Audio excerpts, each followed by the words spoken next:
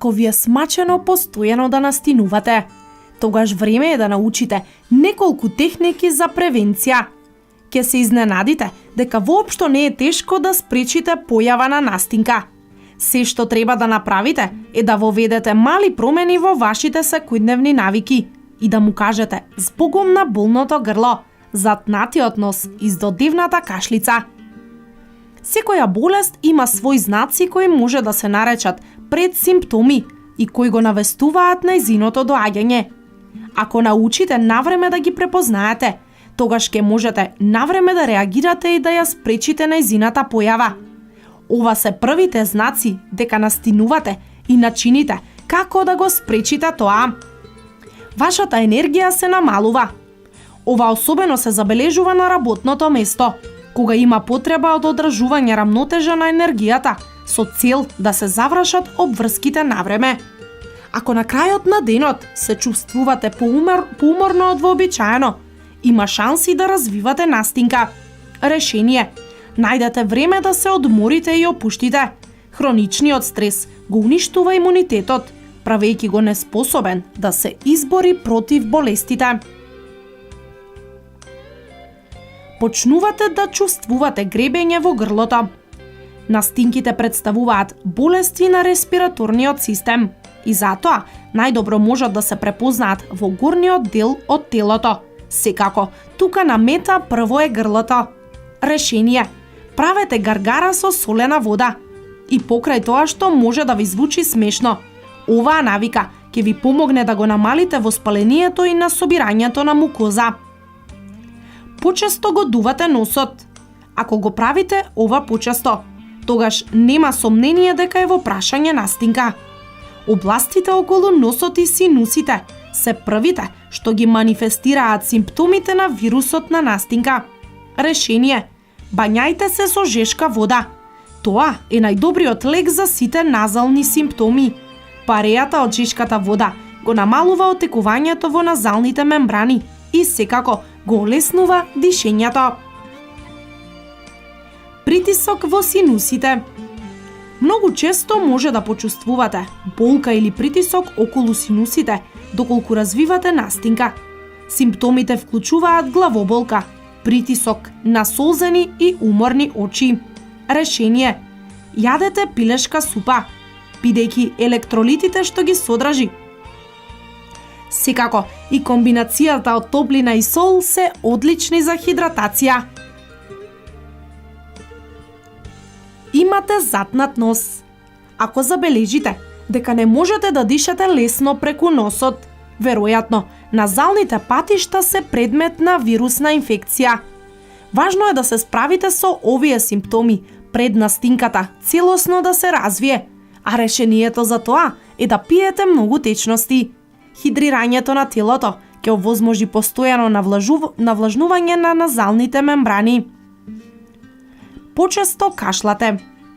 Честопати знаеме да го негираме кашлањето како многу важен знак кој покажува дека нешто се случува во нашето тело. Честото кашлање во никој случај не остава сомнеш за тоа. Решение: подигнете ја вашата глава на повисоко, со перници. Лежењето на рамна површина дозволува затнување во синусите и иритација на грлото, што е несакана последица од силата на гравитацијата. Следниот ран знак на настинка е дека чувствувате притисок во градите. Како што вирусот се спушта надолу, многу често може да предизвика чувство на притисок во градите. Понекогаш овој притисок е минимален што одвај се забележува. Решение: започнете со лесни вежби. Многу истражувања покажуваат дека физичката активност може да ве ослободи од многу болести и да ги намали симптомите на истите.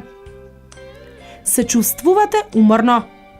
Кога нашето тело е мета на вирусно заболување, имунитетот значително опаѓа, што резултира со чувство на преголема уморност и исцрпеност. Решение: убаво наспиите се. Добриот сон помага телото да се одмори и да ја акумулира потребната енергија за борба со настинката. Едно истражување покажало дека луѓето кои спијат по помалку од 7 часа на ден имаат 3 пати поголеми шанси да се разболат од настинка. Имате нарушено спиење. Кога се разболуваме, вирусите действуваат и врз нашиот сон. Ова воопшто не изненадува со оглед на тоа што нашите тела имаат вроден талент да детектираат кога нешто не е во ред. Ако ви се случува често да се будите во текот на ноќта, тоа е знак дека во вашето тело се развива некаква болест. Решение за тоа: консумирајте чај од корен на валеријана. Ова растение се користело со векови како средство за смирување на телото и подобрување на сонот. Се чувствувате исклучено. Тешко ви е да го перципирате она што се случува околу вас, бидејќи имате чувство како тоа да не допира баш до вас. Ова е многу чест симптом кај настинките, бидејќи телото се бори со вирусите и ја користи сета енергија која ја има со себе. Решение: внесувајте витамини. Витаминот С и цинкот ќе го намалат траењето на болеста, а витаминот Д ќе ви помогне да ја спречите појавата на настинка.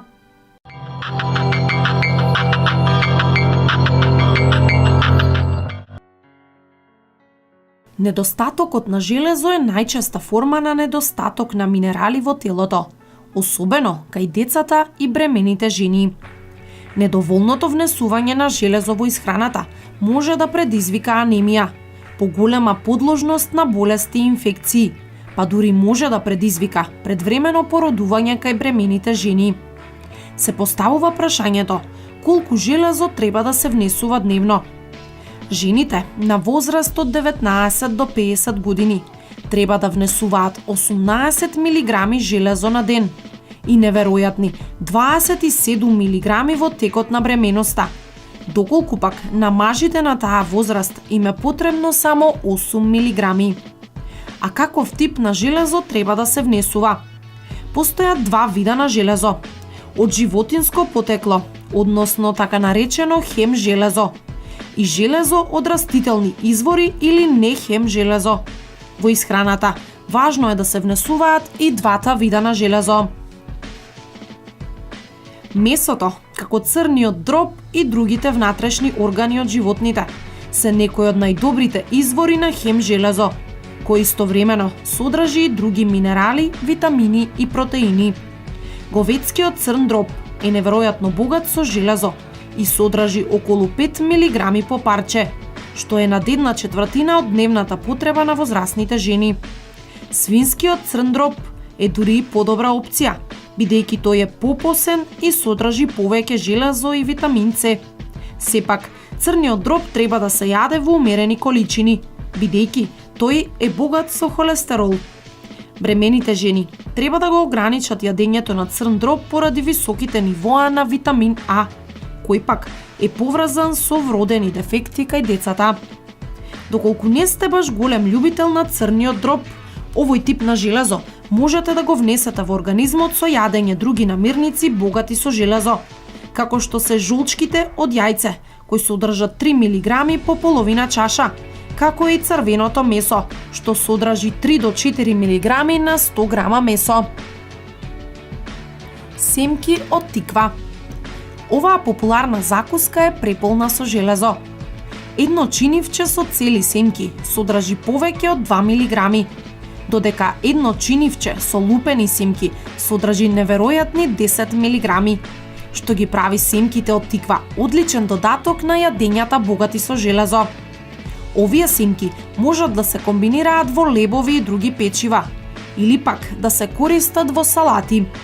Пакување на печени семки од тиква во вашата фиока на работа може да представува брза и мощна здрава ужинка, полна со железо. Грав. Гравот од сите сорти се извонреден извор на железо, кој нуди 3 до 7 мг железо по чинивче. Од голема важност е да се вклучи гравот во секојдневните јадења. Тој одлично се комбинира со храна како келј, пиперка, брокула, карфиол, кој се богати со витамин С, состојка која помага во апсорбција на нехем железото во крвта. Леќа.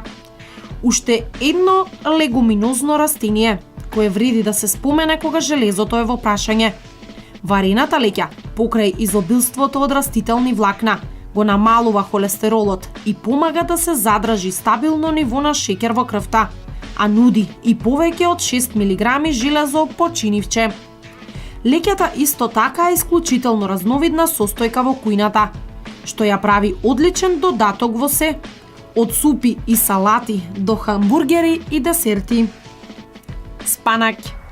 Сиров или варен, спанакот е одличен извор на железо. Иако готвењето на спанакот му помага на телото да ги абсорбира хранливите материи полесно. Со само една чаша варен спанак во телото се внесуваат повеќе од 6 мг железо и протеини, растителни влакна, калциум и витамини А и Е. Иако зеленчуците, а особено зелјестите, и не се најомилена храна, особено кај децата, тие се одличен додаток во рецептите, како таен извор на железо. Готвењето на храна од овие зеленчуци најчесто изискува иновативност при приготвувањето и најчесто комбинирање со продукти кои се богати со витамин С во големи количини.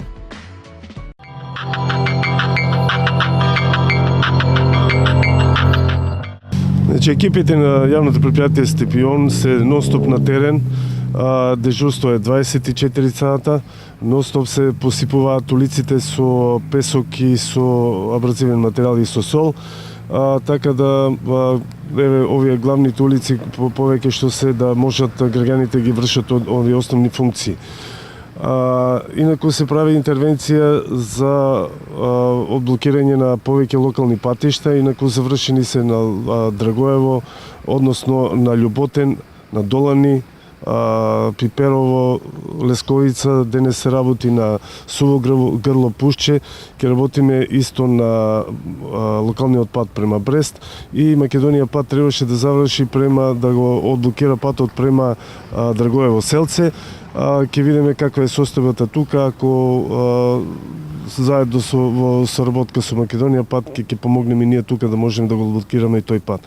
Инаку пред 2 дена исто така имавме голема интервенција на блокирање на патот према Врсаково, Судик и Сарчиево и тоа се заврши према Три Чешми и Сушево. Се трудиме, значи, сите улици во градот да бидат проводни, да можат граѓани да ги вршат основните функции, значи се прави интервенција и на оние мали улички каде што е отежнат сообраќајот и мислам дека успешно се справуваме со ова. Екипите се постојано на терен, каде што може да помине нашата соларка, она големата, каде што дозволува тие услови, таа поминува, ако не, тука е помало возило там кои се опремени со ланци за да можат да поминете на овие улици. Така да верувам дека до попуштањето на времето ние ќе бидеме упорни, ќе се справиме со оваа непогода. Абразивни средства има доволно, во доволни количини. Реков, значи луѓето се постојано на терен, дежураат 24 сата и се интервенира оному по пријава на полиција и по пријава на граѓани. Па мислам дека не има пристапни места затоа што и овие Боркоталев, Личка, каде што е карактеристично, веќе се мислам постојано се фрла абразивен материјал, така да мислам дека и овие места се проводни. Секако, значи, тука доаѓаат и оние зимски услови на возење на возилата, значи зимските гуми, ланците за снег, така да поготово на овие критични места во градот. Како јавно предпријатие имаме голем број проблеми. Ладното време, овие ниски температури ни нанесува голем број проблеми и на нас како јавно предпријатие и на сите граѓани на град Штип. Имаме голем број на замрзнати цевки, имаме проблеми, затоа имаме проблеми во населба Караорман, затоа водата е таму намалена веќе се работи на отстранување на дефектот, имаме проблеми во Шардован Баши, работиме на отстранување на дефектот, имаме проблеми во централното градско подрачје, имаме проблеми во Сењакот, имаме проблеми со мрзање на водомерите кои благовремено интервенираме и гледаме да излеземе во пресрет, меѓутоа новите температури знаете што и да направиме пак ќе замрзнат. Голем апел до сите граѓани на град Штип да не ги оставаат чешмите преку ноќта вклучени, бидејќи влезот на вода и излезот на вода скоро е ист како во летно време. Да не се доведеме во ситуација да градот остане без вода, апелирам до сите граѓани на град Штип максимално да штедат водата и да најдат други начини да ги заштитат своите водомери, своите цевки преку ставање на разноразни материјали како што е стиропор, некои крпи, некои други средства кои што постојат да ги заштитат водомерите. Не е начин да се пушти чешмата и да се заштити водата. Емки имаат поголеми сметки, едма несуваат голема штета на самите нас, ги празнат резерварите кои што ги имаме за вода за овој период. Па и самите можете да видите дека во централното градско подрачје веќе нанесовме песок и ги чистиме тротоарите се проводни. Истото го направивме и во кај пазарот, истото го правиме во Сењакот, еве денес работиме во Дузлакот. Уште еден ден ќе се нормализира секаде состојбата и веќе е нормализирана со самото тоа што нанесуваме песок на тротоарите, а каде може и ги чистиме комплетно се со цел да граѓаните бидат проводни. Наша обврска, морам да напоменам дека немаме предпријатие ИСАР, обврска се тротоарите за пешаците. Од првиот случај кој беше пред новата година, до сега имаме 1050 пријавени заболени од грип. Се очекува дека грипот ќе земе замав повеќе кога ќе почне на школската година, бидејќи веќе учениците ќе бидат таму погусто сместени. Завршување на 52-та година, на 52-та недела, ние грипот така го следиме по недели. Значи точно пред нова година имаме пријавено 470, наредната недела 219 и од 4 до денеска 374, значи некаде 1050 заболени. Ослободувањето да не одат бремените жени на работа и хронично болните над 60 години не е ради грипот, туку ради лошото време. Значи клизаво да не се оди. И тоа трае само денеска и утре, а не е во врска со грипот. Грипот си довеѓа секоја година, го очекуваме посети, и така и оваа година. Значи треба уште во есенските месеци да се спремаме за да го пречекаме грипот. Првата и најдобра заштитна мерка е вакцинацијата. Значи оно кој ќе биде вакциниран нема да заболи, или пак ако нешто заболи, клиничката слика ќе му биде многу полесна. Друго, треба организмот веќе во чекање да ни дојде грипот да се ојачува имунитетот со тоа што ќе се внесува течности, храна богати со витамини. Потоа треба на овие студени денови да не се излегува во раните утрински часови ако нема потреба. Или излегувањето нека биде таму после 10 часот, па некаде до 15-16 часот. Топло облекување, значи топло да се облекуваме. Ако се работи за храната, јас препорачувам и малку по-мрсна храна, која инаку не ја препорачуваме за летните време, летните горештини. Меѓутоа сега е дозволено, затоа што мрсната храна значи ослободува и топлота, така да го одржува организмот топол. Да не се собират во поголеми групи, каде што меѓу тие во групата ќе има некој веќе инфициран или заболен од грипот, па ќе лесно се пренесува на останатите.